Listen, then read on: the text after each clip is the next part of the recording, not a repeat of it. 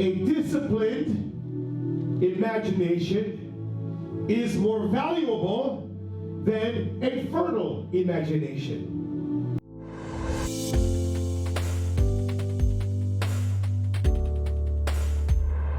A disciplined imagination is more valuable than a fertile imagination.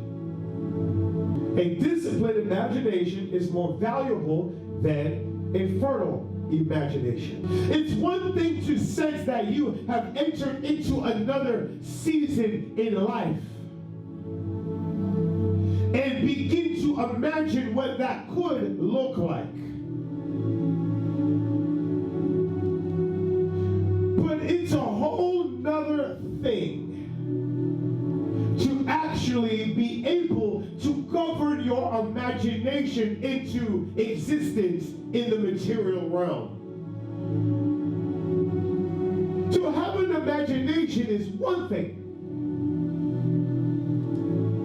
Having a fertile imagination, the ability to forecast, foresee, and to hope, and to consider the many possibilities and the many outcomes that could be a fertile imagination. It's wonderful to be able to look into the sky and consider the many outcomes, the many possibilities, the many roads that your life could take, and to enjoy the process thereof. A fertile imagination.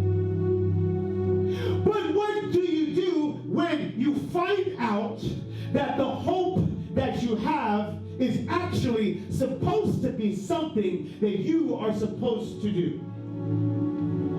So at one point that you've imagined the many possibilities and outcomes, and then you found in yourself that there is a literal road that you could take.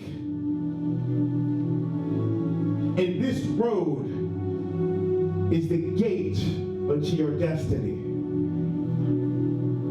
How do you now govern this into existence? Because in my opinion, I would rather not have a fertile imagination if I am incapable of manufacturing anything that I have considered into existence. Why should I imagine a happy marriage? Why should I imagine having children? Why should I imagine a business that can prosper? Why should I imagine something that in this state, there's no reason for me to even consider it? Why should I imagine it if there's no possibility, if there is a 0% possibility that I could actually live it? That seems like a very cruel thing to me, to be stuck in a position that all you can do is imagine. To have your thoughts, desires, hopes, and dreams of being addiction-free, happy, to be locked into a cage or locked into the dimension of imagination only. But if such a thing were to occur, I'm convinced that there is a malfunction somewhere. Because I am unaware of any place, any position where every imagination that would enter into your mind is stuck in the dimension of imagination. It is imaginary only. I'm convinced that that is a possibility. That you were created to imagine for the sake of imagining. You know, we lost a great pioneer for women just the other day. I wonder when she went through cancer twice, and her husband went through cancer when they were young and had a 2-year-old child. And she did her law school and did his school while he was going through cancer and raised their children at the same time. She was not imagination only. I want to to speak to the women here, particularly in consideration. Moreover, the younger women. I do understand that you live in an age where you can present however you want to present. I am aware of it. And you know what? I am happy for you. I want you to look beautiful. I want you to feel. Let me tell you something. You should feel like a woman. Women are beautiful creatures. Men, I wouldn't use that word, but we are a different kind of creature. You know, but beauty is attached to the woman. The biomechanics of a woman is a beautiful thing. The way that you move, the way that you are is a beautiful thing. You should see, when someone sees a butterfly, what do they say? Huh? Beautiful. The biomechanics of a butterfly are beautiful. It glows, it moves. When you see a lion, yes, it could be beautiful, but it's majestic, powerful. See, this is a different thing. So I need you to believe me that it's in your nature to feel and be beautiful. And anything other than that, I don't care what the world says, I don't care what they say, I'm telling you, God engineered you.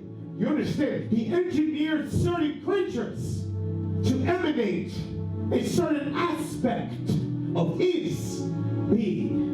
And beauty is an aspect of God that you are the greater carriers of. So listen, I understand that the desire to feel beautiful, the desire to present, and the desire for these. Listen, I understand that. And let me tell you something. That's a part of your healing. That's a part of your restoration. That's a part of your. So I encourage all of you young women to continue to put your clothes on and to continue to make yourself feel good, because you need to for your own mind's sake and for your own heart's sake. This is a good thing. But beloved, do not let it stop there. Why? Because a disciplined imagination is more valuable than a fertile imagination. Here we deal with this woman, this great justice. This lady, the husband had cancer. She ended up being in the Harvard Law Review in her second year. Impossible. There were 9 women in the entire school. There was over 500 men and 9 women. And he berated her, the leader of the academy. So the women called him to the table to have dinner with them and said, you tell me why you should have such a seat instead of a man. This woman sat in this seat. I'm trying to tell you. This lady was not a one-hit wonder. This lady continued. I don't know what her belief system is. I don't know nothing about that. I know nothing about that. But I do know when God graces somebody, she could have been an atheist. I personally do not know. For all I know, I don't think so. I'm not sure. But at the end of the day, God graced her. I don't care what any Christian says. And I don't care what they voted for. God put a grace on her. Because if God did not grace her, there's no way she could do such a thing. Now, she could have sat imagining, what if? Because you see, she was subject to the irregularities of working as a woman. Because when she became pregnant, they cut her wage, cut her out of her job. I'm speaking to every woman who thinks it's good to imagine alone. This is foolishness, and it's a disgrace to your gender. You young women who grow up with your selfie pictures, and you are 1 million of the 91 million selfies that are taken every day. You take 1 million by yourself. You know everything about picture taking and angles and light, but you know nothing about how to bring this thing that God has placed inside of you into fruition. A disciplined imagination is more valuable than a fertile one. You can come up with all the thoughts that you want, all of the ideas, Make all the sketches that you want. Make all the flyers that you want. You can do it. You can tell everybody that you want, well, my husband looks like this because God told me he's going to be 6 foot this, he's going to have this and this and that. Well, great, that's a marvelous imagination, and maybe God is giving that to you. But what will you do to govern him into your life? Entrepreneurs get paid for results. Employees get paid for time. To succeed in entrepreneurship, this is what I'm dealing with. And I'm going back to the women. A disciplined imagination is more valuable than a fertile imagination.